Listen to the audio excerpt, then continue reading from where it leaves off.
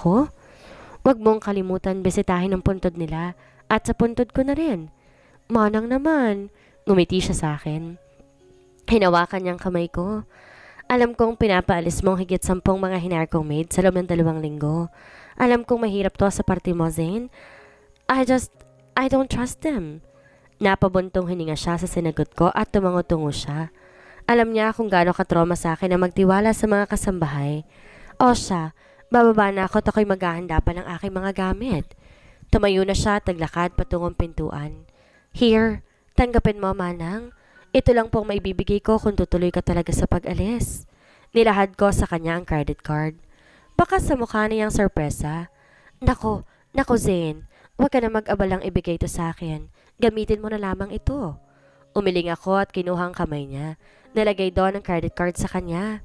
No, this is really for you. Remember when we went to the bank at may pinirmahan ka?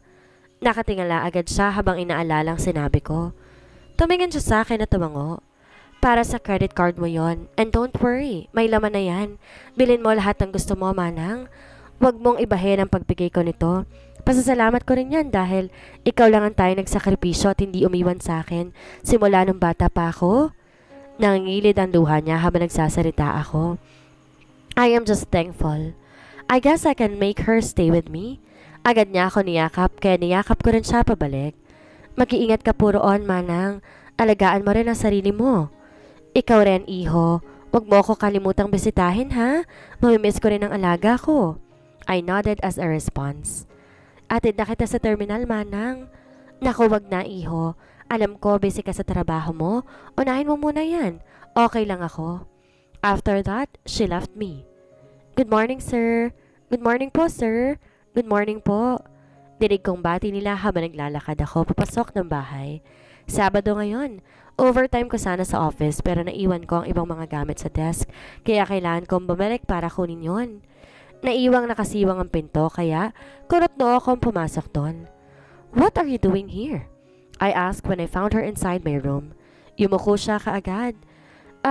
Tapos ko nalinisin ang kwarto mo, sir. Laban ko lang muna yung mga damit mo. Aalis sana siya pero sinarado ko agad ang pinto dahilan ng pagtigil niya. I am not done talking to you. Malamig na anas ko.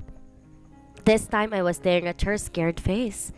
Di ko mapigilang di mapangisi sa aking naisip, kaya binuksan ko ulit ang pinto, tumigil sa may hagdanan. Napansin naman agad ng mga naglilinis dito ang presensya ko, kaya yumuko ka agad sila. All of you are fired. Get out of my house, now! They all bowed and after a second, kaming dalawa na lang naiwan dito. Dahan-dahan akong lumapit patungo sa kanya at ginisihan siya. Baka sa mukha niya ang gulat at takot. Di na rin siya makagalaw dahil pader na ang nasa likuran niya.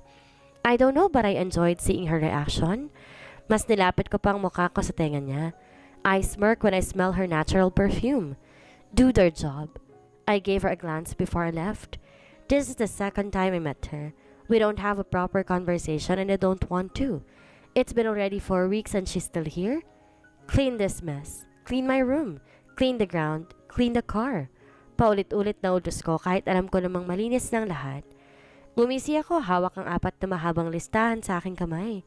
Tingnan natin kung saan aabot ang babaeng to rito. Sir, sobrang dami po nito. Hindi ko kayang dalhin to pag nabili ko na. Sambit niya, pero di na umangal ulit nang sinabi kong di siya uuwi pag di na kompleto lahat. Naglakad ulit ako palalis. Kinuha ang phone sa bulsa na mag-vibrate ito. Aaron is calling. Papunta kami dyan, pre. Agad na bungad niya kaya agad ako sumagot. No, don't you dare. What the... Di ko natapos ang sasabihin ko nang lumuwa agad silang 3 mula sa pinto habang dalang 4 na bote ng alak. Surprise! Nag-fist bump kami isa-isa. Pasimpleng umupo ang 3 sa couch. What brings you here? Lumingon ako kay Aaron.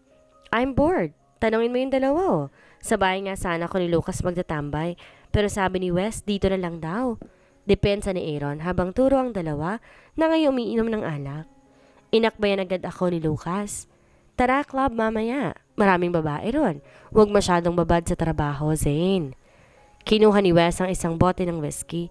Sinalina ng isang basong nakapatong sa lamesa. Nilahad niya yun sa akin at agad ko naman kinuha at nilago. Eto Aaron, kunin mo. Agad ng laki ang mata niya nang nilahad ni West ang buong bote. Bakit di sa baso, West? May amats ka ba? Malaki ka na, kaya mo na yan. Sagot niya at gumisi kaya kinuha ni Aaron ng maliit na unan at tinapon yun kay West. Nagtawanan agad ang tatlo. Napangisi ako habang pinapanood silang pinagtutulungan si Aaron. Despite of their busy schedule, may oras pa rin talaga silang magsaya at idamay ako. I guess I'm lucky to have them as my friends. Matutulog muna ako. Wala ko tulog kaka-overtime sa opisina. Paalam agad ni Aaron at walang pasabi-sabi, naglakad tungo sa guest room ilang minuto lang. Nakita ko si Kalya, mabilis naglakad tungo sa pinto. Mukhang papaalis na rin dahil nakabihis na to. Kinilabit agad ako ni Lucas. Dude, anong pangalan ng kaaalis lang? Pagtuturo niya kay Kalya. Kalya? Oh, she's kinda hot. I immediately gave him a middle finger. Napatawa siya bigla sa ginawa ko. Inubos ko laman ng baso at sinanyasan si West na sarinan ulit. I will give you my last warning. I have known Lucas as a chick boy. Don't you ever touch her.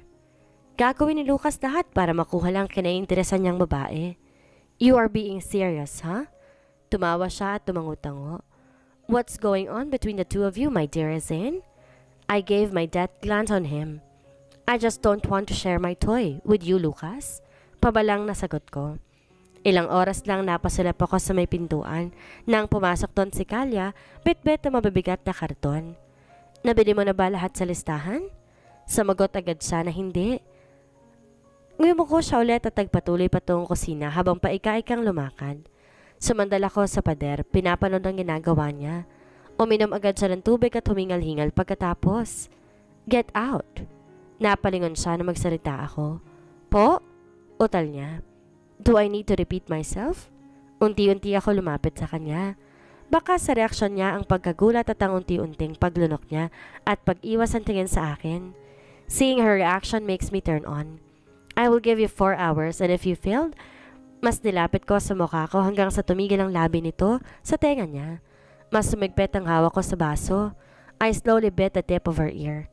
You will be fired, Kalya? Bumibigat ang hininga niya matapos ang ginawa ko.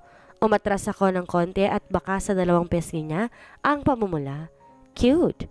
Her reaction, it drives me crazy. Umiling ako sa naisip at agad iniwan siya sa kusina. Bumalik ulit ng sala para samahan ang dalawa. Napatingin ako sa phone ng mag-vibrate ito. It is from an unknown number. Napasalap sa akin si Lucas nung di ko sagutin at ilitigan lang ang screen. Agad niya hinablot yon sa kamay ko at pinindot ang answer button. Napalaki agad ang mata niya matapos masagot ang tawag at tumingin sa akin. Mabilis niya binigay sa akin ng phone at inistorbo ulit si West. Pakailamero kasi. Zane, I clenched my jaw when I heard Tiffany's voice. Inis kong binilingan ng tingin si Lucas. What do you want? Sagot ko sa kabilang linya. Wala ba ako matatanggap na greeting mula sa pinakamamahal kong fiancé? Just straight to the point, Tiffany. I'm busy. Sagot ko agad. Nakauwi na ako. I'm excited to see you again. Napasinghap ako na marinig na nakauwi siya rito sa Pilipinas. Anyway, let's meet here. May sinan siya sa akin place ang restaurant kung saan kami magkikita. Why should I waste my time with you? Bumalik ka na sa Italy, Tiffany? Hey, look. I just want to help your company. Alam mong ako lang makakatulong dahil konektadong kumpanya ng dad ko sa'yo. And also, I'm your fiancé. I will use my power to save your problems. Mahabang paliwanag niya. What time? Sinabi niya ng oras at kung kailan kami magkikita. Anyway, Zane, di ko tinapos ang tawag at agad nang binaba. Kiniyom ang kamao at agad huminga ng malalim. Nagpaalam ako sa dalawa bago naglakad papalabas at agad sumakay na sa sasakyan ko. Pinaharurot yon paalis. Hapon na kaya pumunta ako sa restaurant na sinend sa akin ni Tiffany. Pagpasok ko, una nagtama ang mata namin ni Kalya. Gusto ko itanong sa kanya bakit siya nandito, pero napasulap ako sa kasama niya. Si Aaron pala. Kaya inalis ko agad ang tingin sa kanya at naglakad sa bakanting upuan. Hindi silang ipinunta ko dito, but she looks like enjoying with Aaron, ha? Pagkatapos ng ilang minuto, pumasok si Tiffany. Pumunta sa pwesto ko matapos sila mag-usap ni Aaron. Nagulat ako nung halikan niya ako sa pisngi, pero di yun pinahalata sa kanya at nanatiling blanco ekspresyon ko hanggang ngayon. Umupo siya sa harap ko, tinitigan agad ang aking mukha. Nakakamiss naman ang gwapong nasa harap ko ngayon. Tinignan ko siya na wala pa ring halong emosyon. Let's stop this, Tiffany. Napaayos agad ng upo siya sa sinabi ko. Alam na siguro niyang ibig kong sabihin. No, you're already aware that I don't like you from the very start. Napahagat siya ng labi nang marinig ang sinabi ko. Can't you open your heart for me, Zane? Alam mo ba ang mangyayari sa kumpanya mo kung itutuloy mo ang kagustuhan mo? Anas niya habang nagsaslice ng steak at ginuya iyon. Di ko pa rin ginalaw ang akin kaya tumigil na rin siya sa ginagawa niya. Tumingin sa akin. You're still 21. You're too young. Baka pagising mo isang araw, bankrupt ang kumpanya, ay di ubos lahat ng pinaghirapan ng magulang mo. Pag-isipan mong mabuti, Zane. My father already gave you a condition. Marry me to save your company or suffer yourself with your company. Now she's blackmailing me. One thing I don't like about this girl, she's using her father's power to catch me. Nakakuyom ang kamao ko habang pinipigilan ang sarili. Bumuntong hininga ko. Siguro hindi pa to oras at kailangan ko pang mag-isip ng magandang plano. Fine, do whatever you want. Tumayo na ako at di na siya hinintay pang magsalita. Pumunta ako ng sasakyan at pumasok. In-start kong engine at pinaharurot na yon papalayo sa resto. Napahilot ako sa sentido habang nagmamaneho. I must think for another plan. Di ako papayag na ikakasal sa babaeng yon. I really don't like girls. Damn! Ilang saglit lang tumakbo na siya papalapit sa akin. Why are you displaying here roses? Amoy pa lang sumasakit ng ilong ko. Bumabakas na rin ang pamumula sa braso ko. Ito po kasi yung tanim ko sa hardin. Mabango at maganda rin naman. I-display sa loob ng baha. Shut the... Throw those roses away. Now! Use your hands. Napatigil agad siya pero kalaunan tumango rin. Namamawis din ako kaya mabilis ako naglakad patungong kwarto at iniwan siyang nagdiligpit. Agad ko binuksan ang maliit na drawer. Ininom ang tabletas na nakalagay doon. Naglakad papuntang terrace at umupo para lumanghap ng sariwang hangin para tumigil ang pagsikip ng dibdib ko. Agad ko hinilit ang aking sentido at sumandal habang nakapandi 4. Napatingin ako sa phone nang biglang nag-vibrate iyon at tumawag ng sekretary ko. Agad ko yun sinagot. Sinabi ko di muna ako papasok ngayon at bukas ko na lahat aasikasuhin dahil na rin sa allergy ko. Pagkabukas agad akong bumaba at tatagpuan ko siya, naghahanda ng pagkain sa kusina. Tahimik lang siya kaya agad ako nagsalita. Bring the papers to my office. Kunin mo sa kwarto. Binigay ko sa kanyang address ng office ko. Di na siya umangal at tumango rin agad. Lumabas ako at iniwan siya mag-isa nung akma niyang bubuksan ang sasakyan. Swerte naman niya kung sasakay siya rito. I told her to commute. Ngumiti lang siya na mapakla bilang sagot. Umalis ako at iniwan siya ron. I will make you par for this. Kalya, di ako papasok ng trabaho dahil sa'yo. Inayos kong eyeglasses habang binabasa ang papers na pinasa nila para sa pag-improve at upgrade ng company. Tinignan ko ang atirol at wala pa rin siya. Biglang nag-ring ang telepono kaya kinuha ko yon. Sinagot ang kabilang linya. Tumawag ang taga-lobby. Pinakumpirma kung tumatawag ko nga ba ang nagngangalang Kalya. Sinabihan ko agad na igaya siya patungo dito sa office ko. She is late, very late. Sumandal ako sa swivel chair habang pinaikot-ikot sa daliri ko ang Parker pen nang pumasok bigla si Rita. Binigyan ko siya ng makahulugang tingin nang lumapit to patungo sa akin at umupo sa harap na mesa ko at nakapandi 4 pa. What are you doing here? Di siya sumagot sa halip, tinanggal niya isang botones sa kanyang harapan. Ngumiti na nakakaakit sa akin. Do you think this is appropriate? I sarcastically asked. Nope, but I think I can make you scream for pleasure. She is Rita, one of my friend. Isa sa mga di ko nagustuhan na kaibigan ko. I know she's trying hard to seduce me, pero hindi ako nadadala sa mga ginagawa niya. Get out of my sight. Paalis ko sa kanya, pero mas lumapit siya ng kaunti sa akin. Tinaas ang baba ko, gamit ang kanyang hintuturo. Napatigil ako nang bigla niya akong hinalikan. Sakto rin pumasok si Kalya. Lumingon agad si Rita sa kanyang kinaroroonan at agad din lumabas pagkatapos ng ginawa niya. Di ko alam ang nararamdaman ko na makita ang reaksyon ni Kalya habang nakatingin sa akin. Napamura ko sa aking isipan ng pang-ilang beses dahil sa ginawa ni Rita. Kiniyom ko ang kamao at sinubukan ikalma ulit ang aking sarili. Malamig ulit akong tumingin sa kanya at nagsalita. You're late. Nangilid ang luha niya at pagod na ring nangungusap ang mga mata niya habang tumitingin ng malalim sa akin. Ilang saglit pa hinawakan niyang ulo at mukhang may iniindang sakit. Di ko alam pero kusang kumilos ang paa ko. Alertong lumapit sa kanya. Ilang saglit pa bumalik na nga siya sa aking bisig. Hey Kalia, wake up! I can't hear a response from her. Nilapat ko ang aking kamay sa noon niya. Para nangangapoy ito sa sobrang init. She is sick. Di agad ako nagdalawang isip, buhatin siya palabas. Kailangan siya idala sa ospital? Nang makababa ako ng elevator, naglakad ako tungong parking lot. Para kong biging di binalingang pansin ang taong nagtatanong kung bakit may buhat-buhat akong babaeng walang malay. Ikaw muna mag-asikaso sa office ko? Utos ko sa sekretaring lumapit sa akin na panay tanong din sa akin. Nang makarating ako ng parking lot, agad ko siyang pinaupo kahit wala pang malay. I can't imagine that you're the first girl to enter my car, I whispered. While driving, I can't help myself but to feel guilty. I can't stop myself from asking, is it too much for her? It is almost an hour, but I did not even get bored staring at her.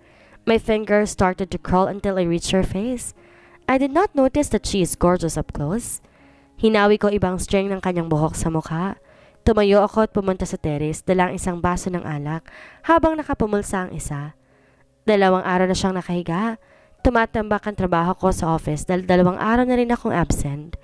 Gusto ko tawanan yung sarili ko dahil di ko alam bakit mas pinili ko siyang alagaan kaysa trabaho ko. Maya-maya lang nagising na rin siya. Kasabay noon, agad ang pagkalma ng aking pakiramdam. I don't know why I feel like this. I am still convincing myself that maybe I'm just concerned. Gabi na kaya't napagpasyan kong pumunta muna ng kwarto. Pero natagpuan kong nakasiwang ang pinto sa balkonahe, kaya tumungo ako agad doon. Natagpuan ko si Kalia, nakatingalang tumitingin sa itaas habang hawak ang mansanas. Naglakad ako papalapit sa kanya. Mukhang di rin niya ako napansin dahil nakapikit pala to habang umunguya. How are you feeling? Agad na tanong ko. Nagulat siya sa biglang pagsulpot ko dahil napahawak agad siya sa kanyang dibdib. Tumikhim siya bago nagsalita. Okay na po ako. Salamat. Pasasalamat niya. Pasensya na po. Pabawas na lang po sa sweldo ko rito na yung ilang araw na hindi ko nakatrabaho. Dagdag pa niya. Habang nagsasalita siya, hindi ko maiwasang mapatitig sa kanya. Naaninag ko pa ang kanyang mukha dahil sa buwan. No need. Po? Huwag kang mautal. Lumingon ako sa kanya. Alam niya bang naiinis ako tuwing umuutal siya? Kinuha ko ang mansanas sa kanyang kamay at kinagat agad yon. Nakita ko napakagatlabi siya sa ginawa ko, pero maya-maya tumikim to at agad nang sumeryoso. Bakit pala kayo nandito, sir? Of course, this is my house. I answered sarcastically. Nagsalita siya hanggang sa nagpasalamat siya sa akin at sa nurse na nag-alaga sa kanya, kaya agad ako napakunot noo. Who said that? I'm the one who take care of you, Kalia. Natulala siya sa sinabi ko kaya binalik ko ulit ang mansana sa kanyang kamay. Eto na naman siya. Drink your med. Sleep well, Kalia. Lumapit ako at tinalikan ng noon niya. Nang mapagtanto ko ang ginawa, agad ako napalayo at umalis sa harap niya. Naglakad tungong itaas. Maski ako nagulat din sa ginawa ko. Bakit ko siya hinalikan? Para saan? Bumuntong hininga ako at agad humiga. She's okay now. I can work tomorrow. Pagising ko nga agad ako naghanda. Inayos ang necktie bago naglakad pababa ng kwarto. Pinilit ang sariling maging seryoso dahil hanggang ngayon, binubulabog ako ni Kalia sa isipan, pati ang ginawa ko sa kanya kahapon. Nakangiti niya akong binati kaya mas lalong nainis ako sa kanya. Hanggang makalis ako, doon ko nakahinga ng maluwag. Nilawagan ko ang necktie at hinampas ang manibela. I should stop thinking of her. Di ko alam kung saan ba ako naiinis. Sa kanya ba o sa sarili ko? Bakit tumitibok na malakas ang puso ko tuwing naiisip ko siya? Nagsisimulang maging abnormal ang dibdib ko at minsan, sumisikip pang parang hirap akong huminga. May sakit ata ako eh.